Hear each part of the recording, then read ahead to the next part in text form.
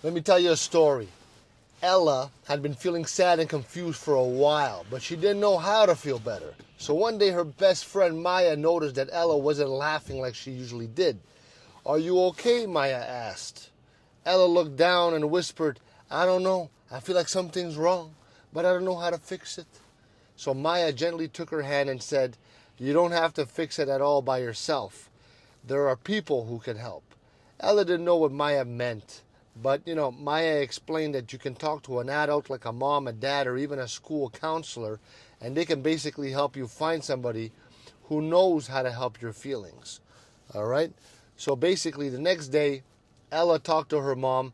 She felt a little bit scared, but she gave her mom a big hug and she said, "I'm so proud of you for asking for help." And they called a doctor who helped find a therapist who could listen to Ella and teach her ways to feel better. And Ella started to visit this therapist little by little, and she learned ways to calm herself down and be happy again. She felt proud for asking for help, and soon she knew that it was okay to reach out when she needed it. But it didn't always last until a miracle happened. Her friend Eddie gave her a Bible, told her to read the book of John. She just listened to him because she liked him. She read the book of John, and you know what happened? She got eternal life. What? All her problems disappeared, by the way, at the same time. I want you to have that same gift, so I put a link in the description. Check it out.